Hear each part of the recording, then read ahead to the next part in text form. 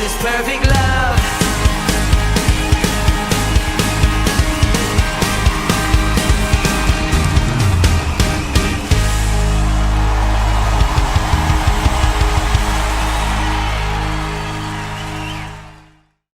Shalom Bapak Ibu Saudaraku yang terkasih di dalam Tuhan. Mazmur 73 ayat 25 dan 26. Demikian firman Tuhan. Siapa gerangan ada padaku di sorga selain Engkau? Selain Engkau tidak ada yang kuingini di bumi.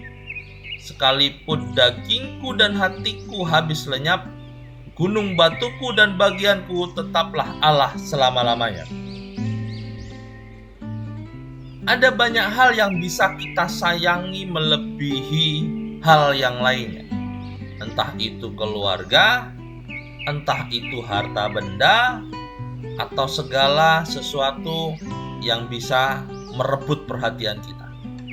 Akan tetapi, apabila kita belajar dari Daud dengan menjadikan Tuhan sebagai bagian terbaik dalam hidup kita, dan menjadikan Tuhan sebagai harta kesayangan kita, maka kita harus memulainya dengan sebuah pengakuan seperti yang tertulis di dalam Ratapan 3 ayat 24. Dikatakan, Tuhan adalah bagianku, kata jiwaku.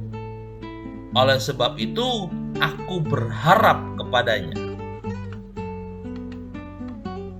Hal ini menjadi begitu penting bagi kita, sebab dunia dan segala isi yang ada di dalamnya akan habis lenyap. Tetapi ketika kita menjadikan Tuhan sebagai segalanya di dalam hidup ini, maka kita tidak akan pernah bisa dipisahkan lagi dengan Tuhan. Maka kita pun akan bersama-sama dengan Tuhan sampai selama-lamanya di dalam kekekalan. Apabila kita mengetahui segala sesuatunya pasti lenyap, mengapa kita tidak memulainya dari sekarang untuk menjadikan Tuhan segalanya dalam hidup kita, dengan mengingini dan mengasihi Tuhan melebihi segala sesuatu yang Tuhan letakkan dalam genggaman tangan kita.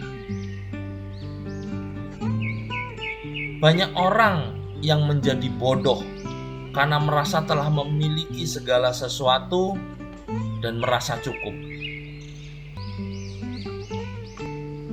Ada beberapa orang yang menjadi bodoh karena telah merasa memiliki segala sesuatunya, tapi merasa masih kurang. Tanpa dia sadari, apa yang menjadi kekurangan itu adalah kehausan yang tidak pernah bisa dia dapatkan tanpa keberadaan Allah.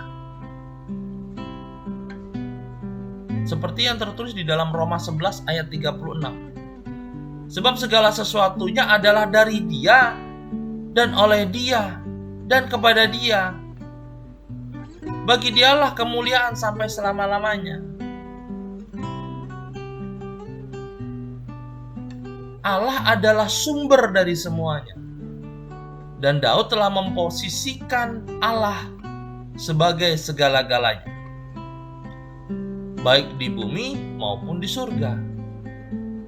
Hanya Tuhan yang diingini dan dianggap sebagai hak milik yang tetap dan kekal untuk selama-lamanya.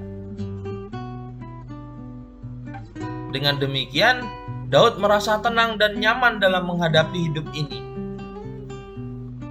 Bukan karena Daud aman terlindungi karena dia berada di dalam benteng dan dijaga oleh puluhan ribu tentaranya, tetapi ada kebenaran yang Daud katakan di dalam Mazmur 62 ayat 1 dan 2. Demikian bunyinya. Hanya dekat Allah saja aku tenang, daripadanyalah keselamatanku, hanya Dialah gunung batuku dan keselamatanku, kota bentengku, aku tidak akan goyah. Masalah boleh datang silih berganti. Bahkan musuh-musuh di dalam kehidupan mungkin bisa menjadi sangat menakutkan. Tapi semua kekhawatiran itu hanya ada di dalam pikiran kita. Ketika kita percaya dan menganggap Tuhan itu yang terbesar di atas segalanya, maka semua masalah yang kita pikirkan menjadi kecil, dan kita akan menjadi tenang dan keluar sebagai pemenang. Saat Daud menghadapi Goliat, Daud tidak pernah menganggap Goliat itu menakutkan. Dan oleh karena itu, Daud mendatangi Goliat hanya dengan tongkat dan ali-ali serta 5 batu dalam kantongnya. Jadi semua itu berawal dari sudut pandang kita. Saat kita mengetahui ada masalah yang kita hadapi, milikilah fokus yang tetap pada Allah dan pada kebenaran. Maka semakin kita melihat Allah itu besar, maka semakin kecil pula kita melihat musuh kita. Dan di tengah-tengah itu pula, Tuhan pasti memberikan jalan keluar.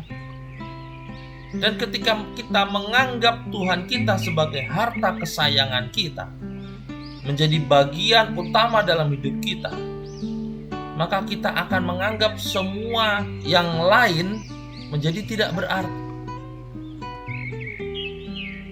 Dan seharusnya demikianlah yang terjadi di dalam hidup kita. Sebab tidak ada hal apapun yang dapat menandingi Allah di dalam relung hati kita. Tuhan Yesus memberkati.